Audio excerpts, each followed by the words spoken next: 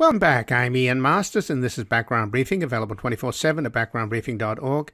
And joining us now is Charles Kupchan, who's the Director of European Affairs on the National Security Council during the Clinton administration. He's now a Professor of International Affairs at Georgetown University School of Foreign Service and spent the last 3 years of the Obama administration as Special Assistant to President Obama for National Security, a Senior Fellow at the Council on Foreign Relations. He's the author of Power in Transition, The Peaceful Change of International Order, and How Enemies Become Friends, The Source of Stable Peace.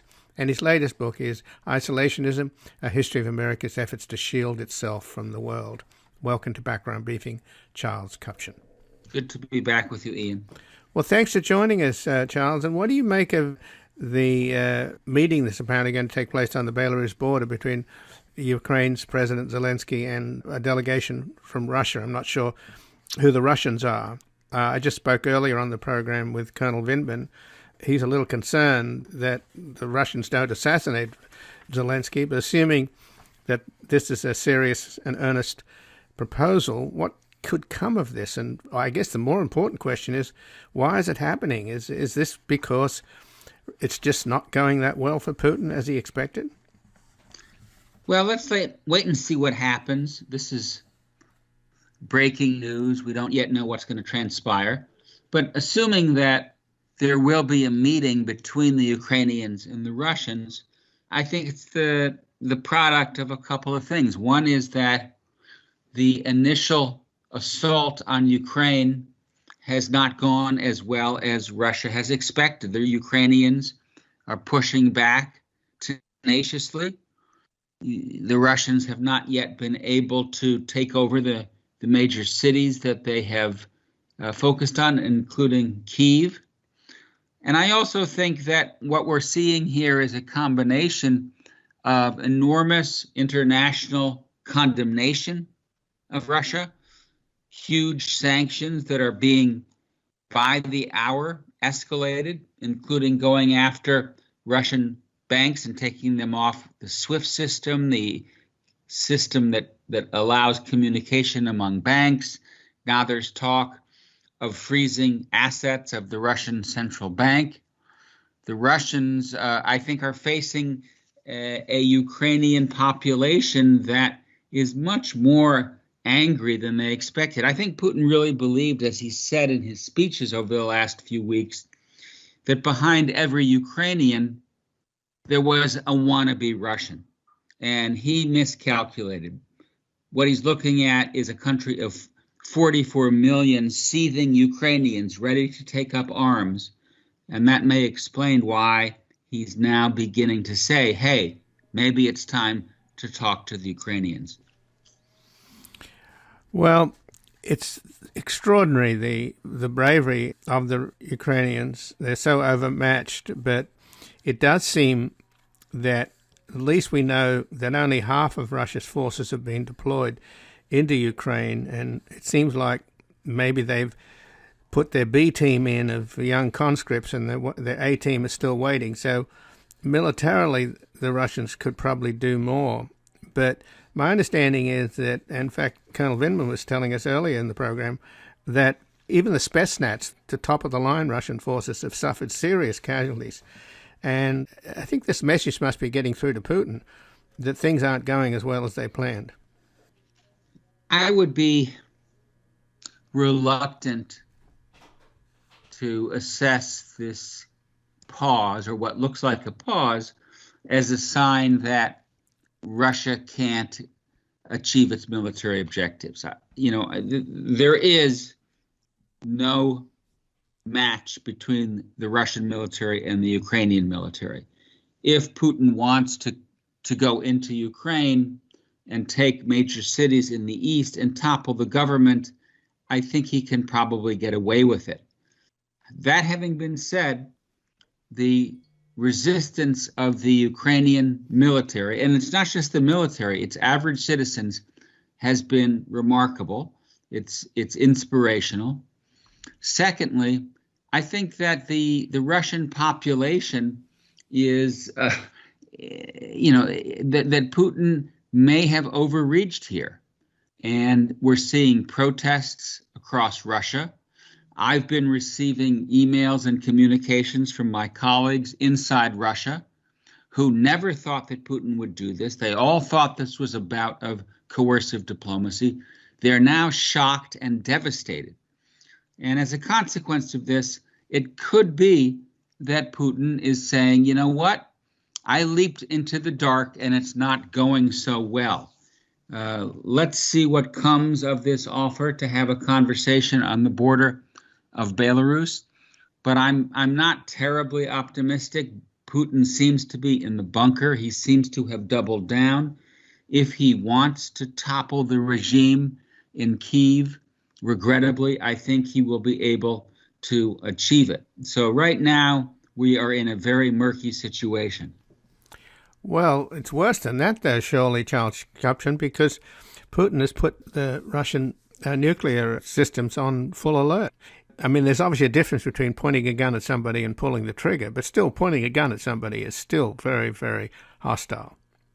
Well, there are two issues here. One is that Russia is pointing a gun at Ukraine's head and saying capitulate, and the Ukrainians, God bless them, are saying out of my face. And I'm not sure that Putin expected that. And as I said, I think he fundamentally misread the situation.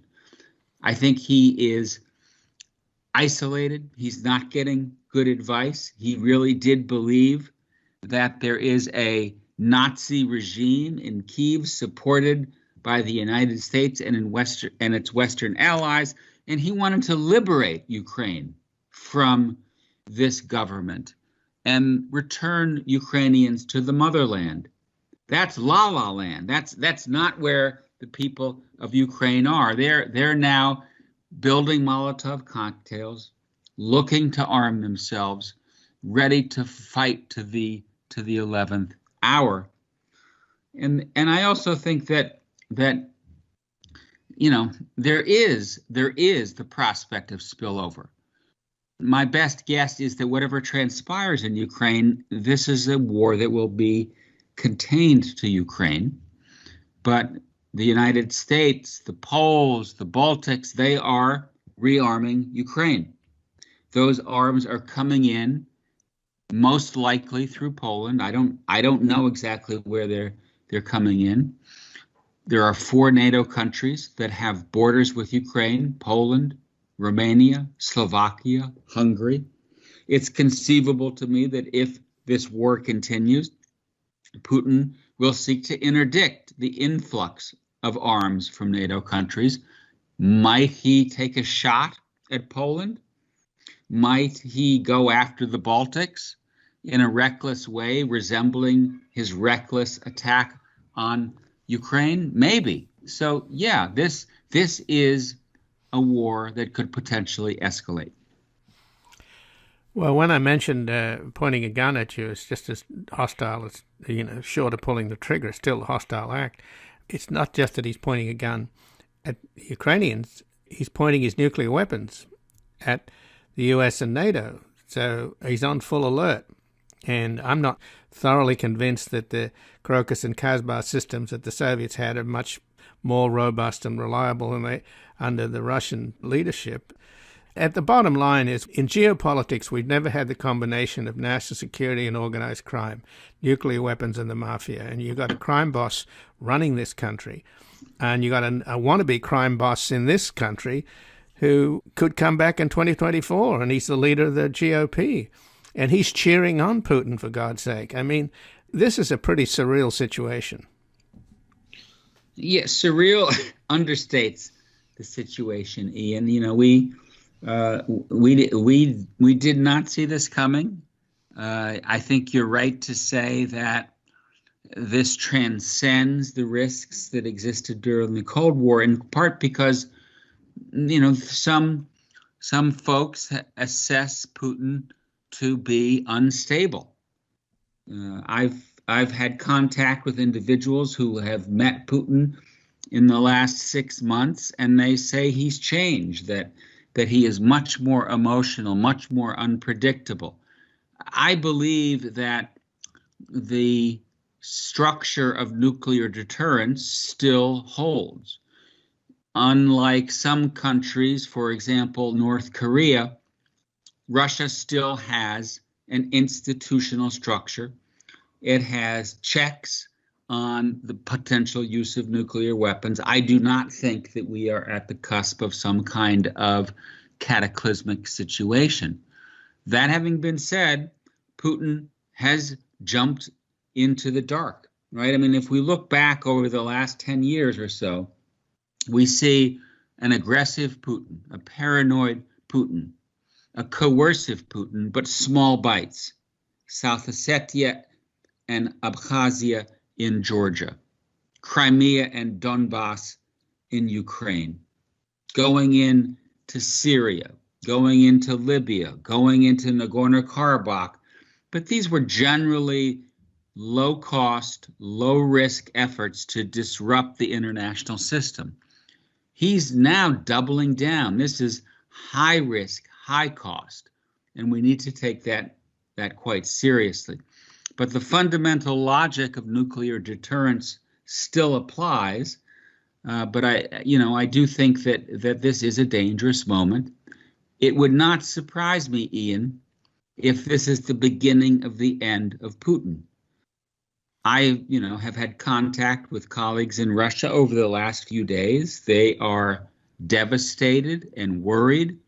They are not supportive of this war. Let's see where this moment goes.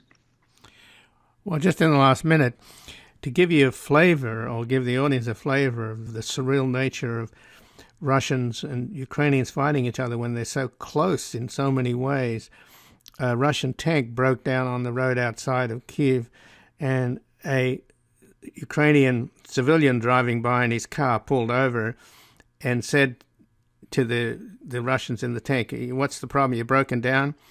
And they said, "Yeah." And he said, "Well, I'll give you a tow." And the Russian crew all laughed, and he said, "Yeah, I'll tow you all the way back to Russia." So there you have it. I mean, at the end of the day, it seems like that the Russian people, as you mentioned, and your colleagues, they're not buying this, at least the educated ones, and particularly the young. Peskov's own daughter is against the war. So could that be what you were suggesting, the unraveling and perhaps the end of Putin? It's conceivable. I mean, anything could unfold in the days and the weeks ahead. But I do think that what we're witnessing here is a fundamental miscalculation in two respects. One, he thought that he could go into Ukraine, that he could use shock and awe, and that the Ukrainian army would crumble. That's not been the case. The Ukrainian army is pushing back, and they are supported by the lion's share of Ukrainian citizens. So even if he ends up being able to go into Kyiv and to topple the government, he will be attempting to occupy and suppress a country that is mad as hell. Secondly, I think many, many Russians are not supportive of this war. Ukraine is a country with which Russia has had long-term ties, especially in eastern Ukraine. Western Ukraine has been Ukrainian-speaking and more oriented toward Europe for most of its history. But yes, there are strong ties between eastern Ukraine and Russia, but that cuts both ways, right? Putin has said, well, this is my justification for going in to save Russian speakers, ethnic Russians, people who want to be part of Russia. But at the same time, you're seeing in Ukraine this sense of, no, we don't want to be under your thumb. We want to be an independent nation. We, after the end of the Soviet Union, have charted our own course. And I think Russians see this as, no, this is not a justification for going in and occupying Ukraine and ruling over our brethren in a coercive way. This is not on. This is immoral. This is unjustified. So yes, Ian, I do think this could be the end of the Putin regime. Well, Charles Kupchan, I thank you very much for joining us here today. It's been my pleasure. And again, I've been speaking with Charles Kupchan, who was Director of European Affairs on the National Security Council during the Clinton administration. He's now a Professor of International Affairs at Georgetown University School of Foreign Service and spent the last 3 years of the Obama administration as Special Assistant to President Obama for National Security, a Senior Fellow at the Council on Foreign Relations. He's the author of Power in Transition, The Peaceful Change of International Order, and How Enemies Become Friends, The Sources of Stable Peace. And his latest book is Isolationism, A History of America's Efforts to Shield Itself from the World. This has been Background Briefing. I'm Ian Masters, and I'd like to thank producer Graham Fitzgibbon. And to help us sustain this program into the future and assure it remains free to all, please take a moment to support us by going to backgroundbriefing.org/donate or publictruthmedia.org, where you will find our non-profit Public Truth Media Foundation, where your tax-deductible donations, large and small, keep us broadcasting. And if you missed any of today's program and would like to explore our vast archives, you can find us at backgroundbriefing.org, where we'll include extended interviews searchable by topic and have made it easy for you to sign up for daily email updates that provide links to resources, articles, and books discussed on the program. Also, you can find links there to subscribe wherever you get your podcasts, and we also encourage your ratings and reviews on these platforms. Find us on Twitter and Facebook at Ian Masters Media. And please do help us reach more listeners by sharing this program with friends, family, and colleagues. And I'll be back again tomorrow with another background briefing at backgroundbriefing.org. Bye for now. The guy that lived next door in 305